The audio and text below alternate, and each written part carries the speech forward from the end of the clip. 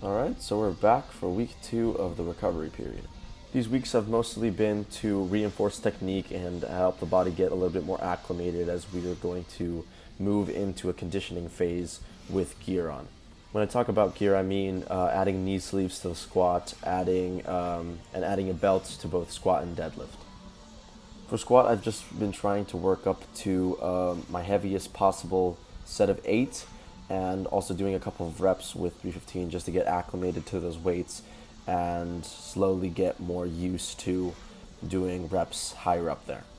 This time is mostly to reinforce technique for the squat for when I actually put knee sleeves on. As we can see in this video, I only made it up to 5 reps on 315. The goal has been to hit 8 reps on 315 sleeveless and without a belt before we step back into the conditioning phase. But if that's not possible, we're just going to have to go in with what we get.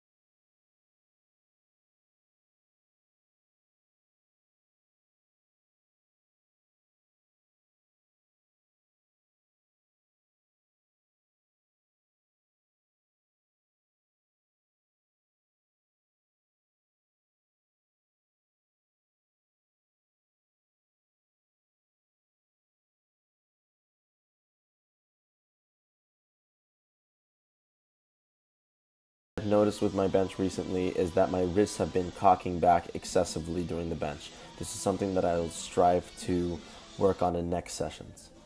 This being said, I don't think I've lost a lot of strength in the bench. I was able to work up to a set of 10 with 185, which is actually a PR, so I'm very grateful for that. This being said, it does stand to reason that my wrists cocking back excessively may account for and have a negative impact on my bench, and possibly if I worked on that, I would be able to inflate my numbers a little bit.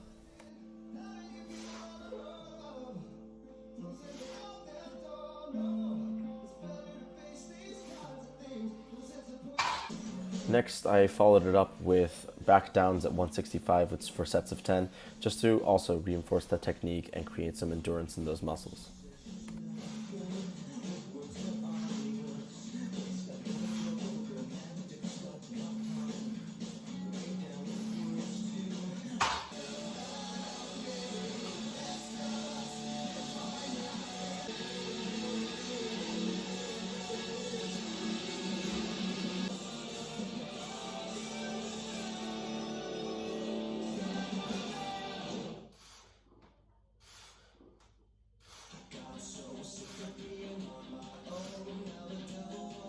I've oftentimes neglected the effect of my upper chest in the bench, so that's something that I've been lately trying to combat by including exercises like the incline press and the overhead press. Also, finding the right position for both incline and overhead press will reinforce that arch and in that way transfer over to bench.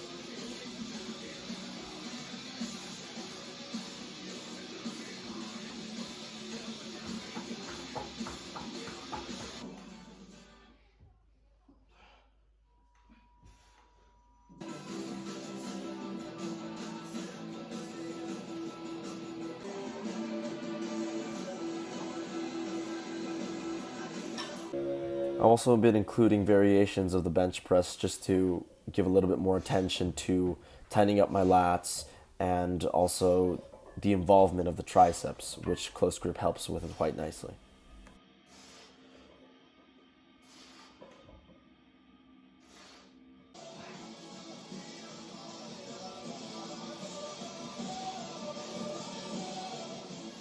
Just as I've been adding variations to my bench, I've also been adding variations to the deadlift. The big problem and the reason why I got injured in my glute in the first place was that my posterior chain just lacked a little bit in strength, especially my hamstrings.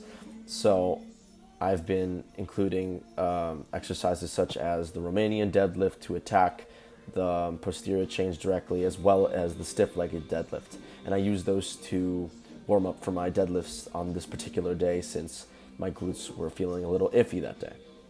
Both exercises generally attack the same group of muscles, and they're really integral to being able to deadlift more.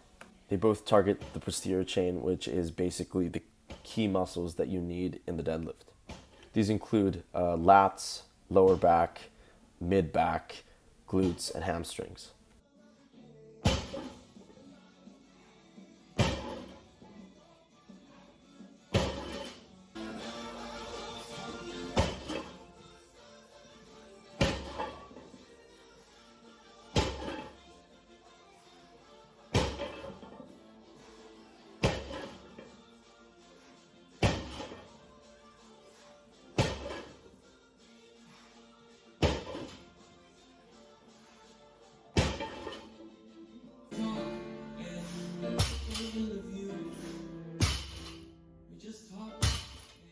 Overall, deadlifts on this day felt amazing. It's probably the best I felt ever since the injury, which was about 2 weeks ago from this day. And the high rep work didn't really phase the glute that much. And I see a lot of room for improvement in the next conditioning phase coming up.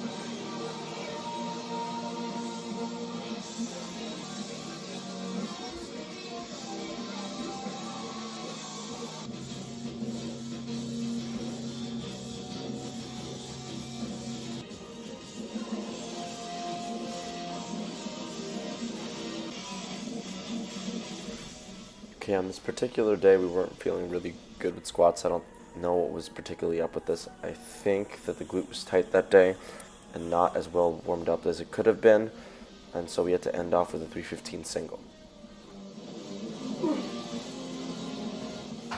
I decided, since the back squat position wasn't feeling too comfortable that day, that we should find another way to put in some volume.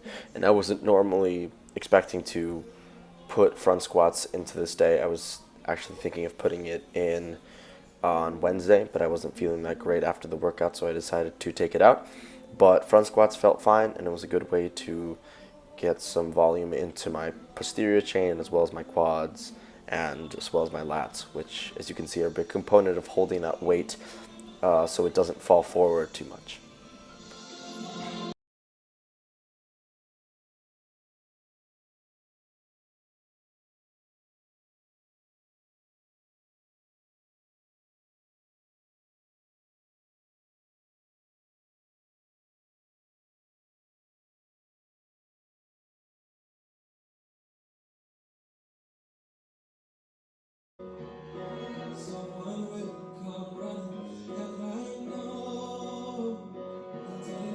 Session, the main focus was to keep my wrists cocked forward as well as get some volume in.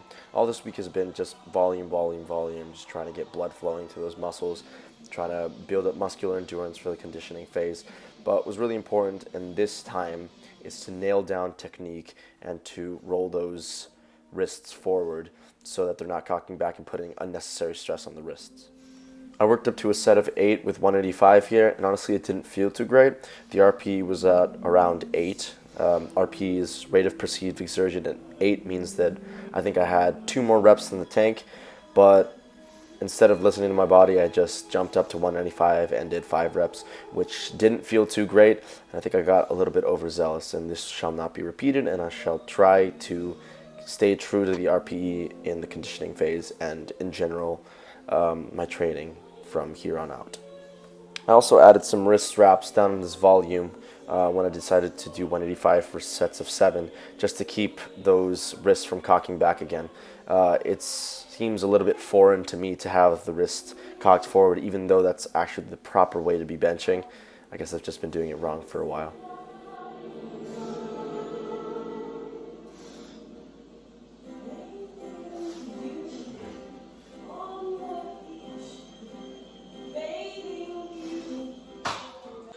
And finally, I ended off with rows.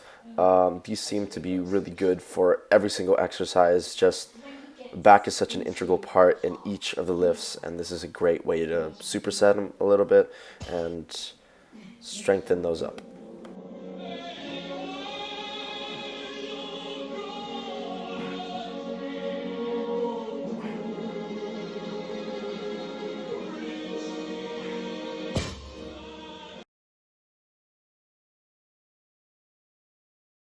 On this day, I decided to compile all 3 lifts and work on them all on the same day.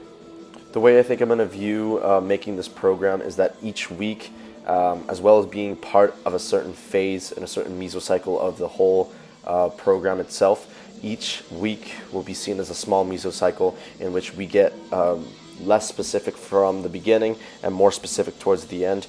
In the conditioning phase, we'll still have a ton of assistance, even on those SBD days, just for extra volume and extra strengthening of those muscles, but we will be getting from more assistance in the beginning of the week to less by the end.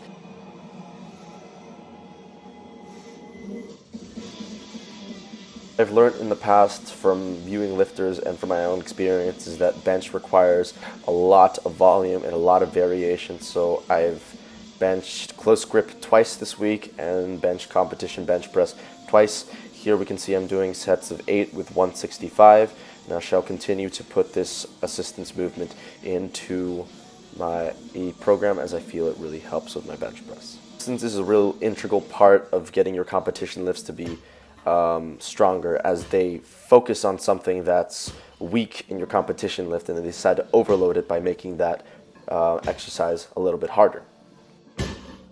Overall, deadlifts went pretty well. I was able to work up to a set of 4 on 405, just trying to feel how 405 feels after that injury.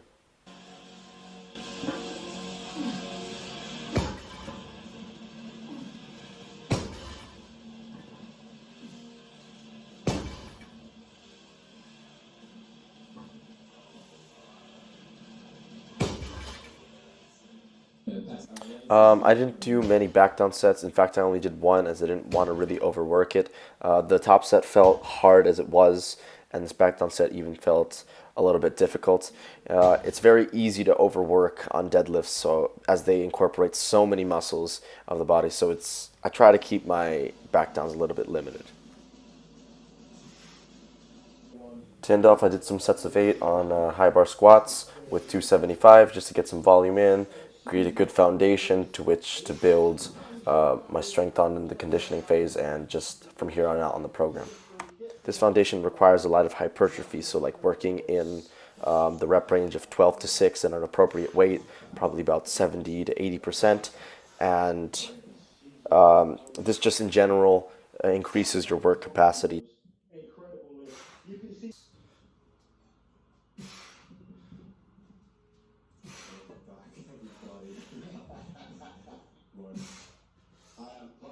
That was incredible. Yeah, my heart's pumping, adrenaline all the way. We're gonna have an interview with Hopper in a bit, but I mean, can we watch that lift again? That's the only thing I want to see right now. I want to watch it again and again and again. Everyone needs to see this list again. Let's see.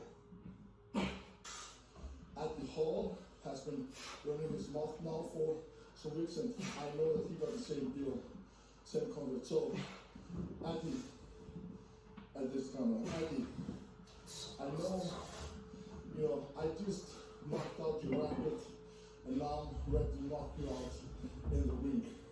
It's time to put your fist where your big mouth is and sign the Core Sports contract. I'm ready. Yes, yes, yes!